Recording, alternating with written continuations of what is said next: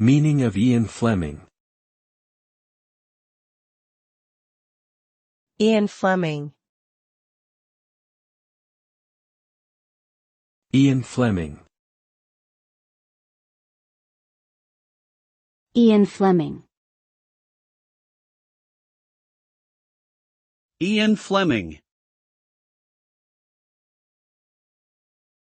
Ian Fleming is a British author who was best known for creating the character James Bond.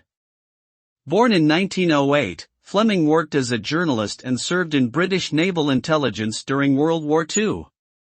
After the war, he began writing novels, with the first James Bond book, Casino Royale, published in 1953.